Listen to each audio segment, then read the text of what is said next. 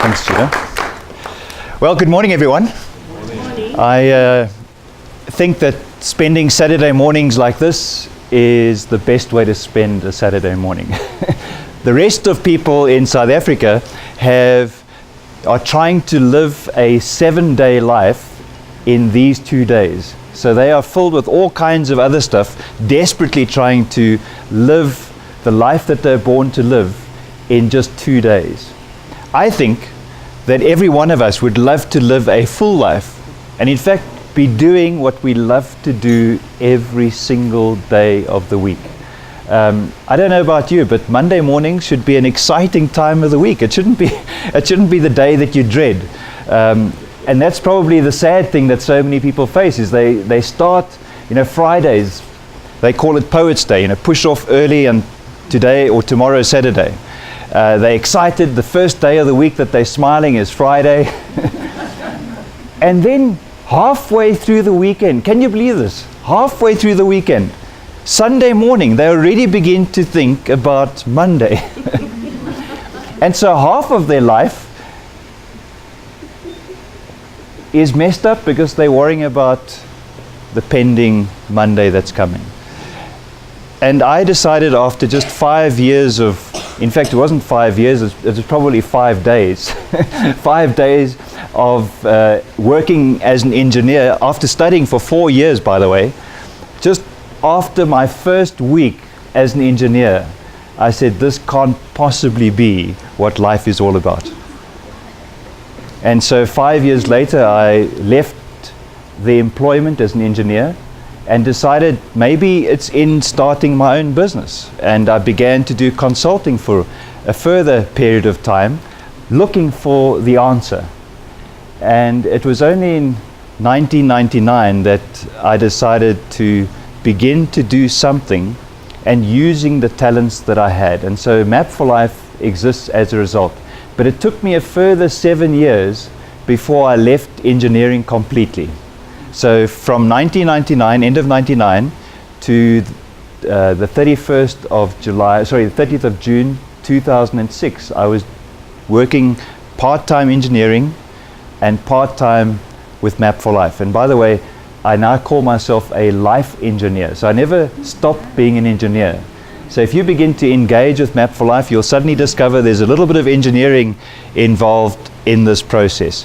So I thought this morning I would just share briefly what is Map for Life all about, before we invite our speakers to share with us today. Of course, you do know that it's Women's Month, and so we've got some really exciting people to share with us today, and I trust that each of you are going to learn something of great value. But let me just share something about the Map for Life methodology before we introduce our speakers today. It began for me like this. I was in my garage at home. Are you familiar with what a garage looks like? Well, mine had been converted. It was now my office. And in my office, which was my garage, was a filing cabinet. And I pulled out the bottom drawer of this filing cabinet, and inside this bottom drawer were the notes from talks and books that I'd read over the preceding 10 years. And I began to go through those notes. You know what it's like? I'm sure you've been on a training course. You sit there and you look all intellectual, you take all these notes, and then at the end of the 1 day of training, you take those notes, and where do they go? They go into a file somewhere, never to be referred to again. So I had this whole drawer full of stuff, and I began to go through it. And you know what I used to do? I used to make an asterisk next to those things which are really important. And I began to look at all the things that I had marked as important. And what I discovered was that my goals had never really changed, but there was one thing that had been consistently the problem. And the consistent problem was that I never took any action. I never did anything. I just talked about it, and that's where it stayed. Now I'd share ideas with people, and then I'd put it back into the filing cabinet. And that particular day, it was March 1999. I looked at this stuff and I was disgusted with myself. For 10 years I'd been writing stuff down and doing nothing about it. And that morning I decided I was going to put together a system, a manual that would help me to actually implement the very things that I'd been writing down. And as I had that thought, I realized that, hang on, if I have this problem, there's probably a lot of other people that have exactly the same issue. They have ideas, but their ideas never become a reality because they don't take the first step. And so I've discovered, since putting Map for Life together, and by the way, when I started, I've shared the story many times, but I was a great starter.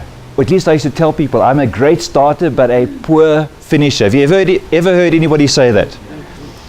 Well, that's not true. You can never be a poor finisher. You either finish or you don't. So the reality was I never finished. I used to say I'm a poor finisher. No, that was not true. That was a lie. I never finished. I never crossed the finish line. So I started this great idea, just like any other, with great enthusiasm. And for 3 days, I've got a witness sitting right next to me. For 3 days, I was in the spare room in our home. And there I was, 18 hours a day, working on this great idea. I mean, I was going to change the world. And then on Sunday evening, late Sunday evening, I began with a runny nose. Has anybody ever had the flu or the cold? You know, your eyes get all sore, your nose gets bigger than normal. And for me, that's big. And I was there, and I began to feel sorry for myself. And you know what I did? I took a thick file, because that's how much paper I'd produced in those 3 days. I took this thick file, and where did I put it? Back in the bottom drawer of the same filing cabinet. You see, it was a habit for me. Fortunately, 6 months later, I had an encounter with a friend that was living in Glasgow, Scotland, and we were sitting and having a discussion in his lounge, and while we were there, he said 2 words. And those words literally changed my life. They weren't words I'd heard before. But you know what he said? I can't remember what the discussion was about, but the words were simply this: if only. And when he said those words, I was transported back to East London, my home, where my father used to utter those same words. You know, he had some very good things to say to us. The one thing was, he said, if is the small word with a very big meaning. That was something that he taught us from a very young age. But then he had this other phrase that he often used to use, and he said, if only I bought that piece of land back in 1971, look where we would be today. And here I was sitting in Glasgow, Scotland, freezing like anything in summer, and there I was, and this guy sitting in this lounge on their first floor in the building says the words, if only, and I'm transported nearly 10,000 kilometers back to my hometown, and realizing that here I was becoming just like my father. And I'm going to say one day, if only I finished that book that I started back in 1999, look where we could be today. And I want to encourage you this morning that maybe you have an idea. In fact, I have no doubt that every single one of you sitting here this morning has a great idea. It's the beginning of everything. There's nothing that you can see, that I can see right now this morning, that was not begun by somebody who had an idea. The difference between the idea that you have and the ones that you can see is the missing link. And the missing link is putting together the plan. Because everything that you see is the result of a written, documented plan. And that's what Map for Life is. MAP stands for My Action Plan. It's a system, a methodology that you and I can follow to take that intangible concept that you have right now in your mind, in your heart, and to convert it into something that has the ability to become a reality. So the 5 steps in Map for Life are very simple. Number 1, where am I? Or establish your position. The second thing that this tool will help you do is to determine your destination, to define the idea. The third thing it will enable you to do is to put the plan together to move you from where you are to where you want to be. And then most importantly, the fourth step is about taking action. Not one day or next week or next year or next month or tomorrow, but take action today. And I would encourage you that before you leave this morning, that you have written down that idea that's been sitting in your heart, in your mind, for years perhaps. Take the first step, and the first step is write it down. Do it before you leave this morning, because I know if you do that, things are going to begin to happen.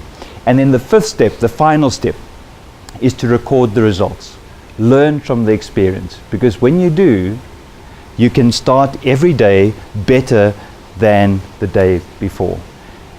I hope that as you engage with this concept, Map for Life, that it's going to enable you to influence the world, not just your life, not just your family, not just your community, not just your country, but that it'll influence the world, because that's the power of an idea. It never stops. It's like that pebble that drops in the pond and the ripples just go out. They don't stop. Once you've started something, it's going to impact the world in an exciting way. So when I look around the room this morning, I see world changes. Everybody who connects with Map for Life has a story.